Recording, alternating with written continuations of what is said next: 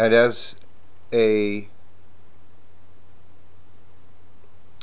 symptom of space-time, we want to name things. Everything has a different name. It comes in a different time, a different place. We use it differently. Difference, difference, difference. Everything is different. Everything is individual. And individuation and individuality is produced. A separateness is produced. And things are separated out. And this produces more variety and more multiplicity, which ultimately is an affirmation of coming into relationship with an objective form, a seemingly objective form, of a different aspect of life, of itself, of ourselves, which produces more, and that's ultimately life-affirming.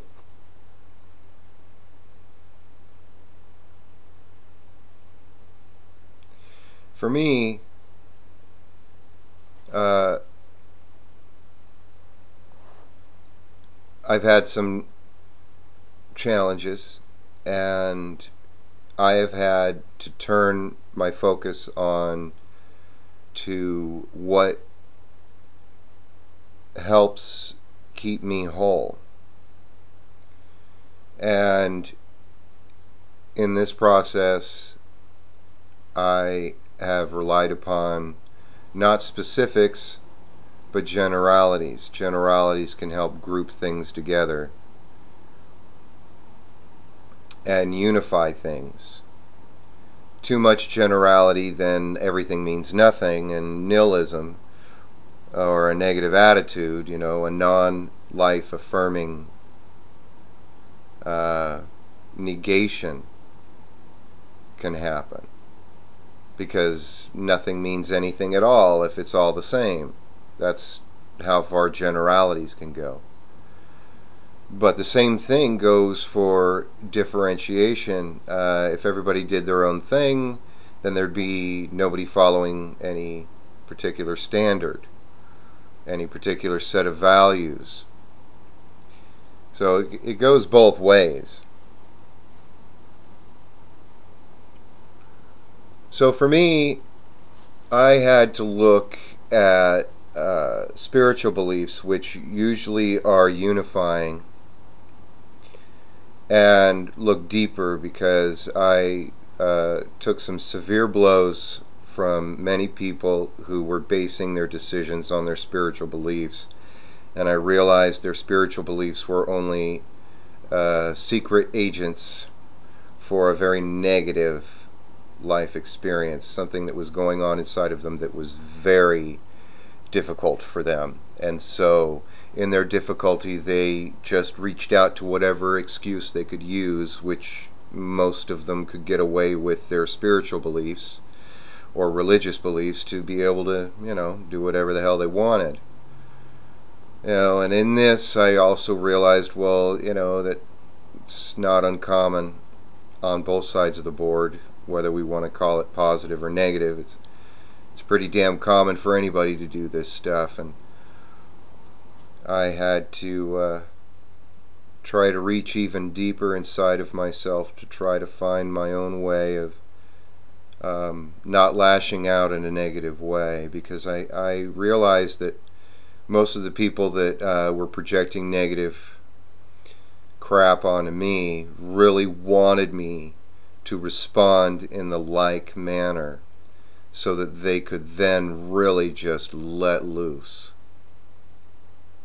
They were looking for a fight, and they created a situation that would, in most normal cases, produce a fight, unless someone stepped off or stepped away. And then in their mind, many of them, they just said, oh, well, you're a loser, you're a quitter, you give up, you're this, you're that. And this still reaffirms their whole spiritual value system. And often, they would say, well, my God made me stronger than you in one form or another. That's all they were saying is, my superiority is greater than your inferiority because, I'm God's gift to whatever. And I had to come to terms with that. I had to, it caused me to go deep, really, really deep inside and try to find understanding.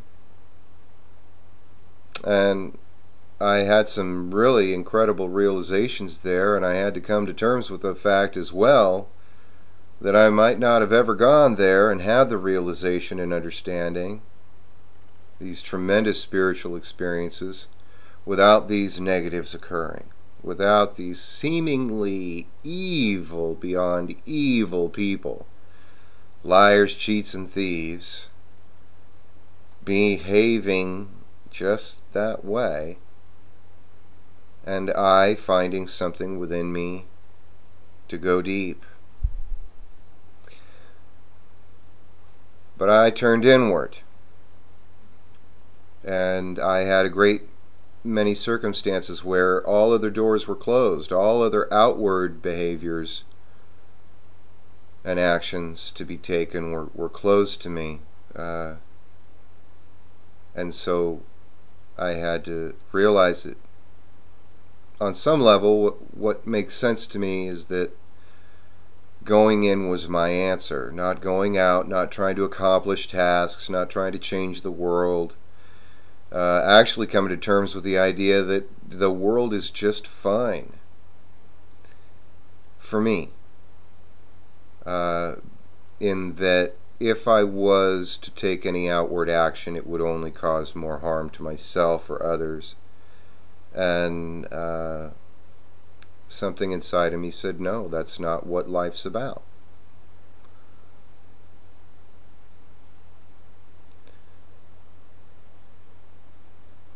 So I think that basically covers it. I just wanted to talk today about how the religious beliefs are a psychological inoculation to mental disorders. And if you look at them, you will see what disorder is being inoculated. If you just like a robot regurgitate the spiritual behaviors, that doesn't necessarily mean you're going to have any realization and understanding as to why you need the inoculation, that particular inoculation. And the same goes with whatever flash in the pan occurs here in America. Most of the time, there is an inoculation occurring for some psychological malady. And if you can look past the symptomology, just the surface symptoms, and try to find out, what's really going on under the surface, you can actually realize that a great deal of the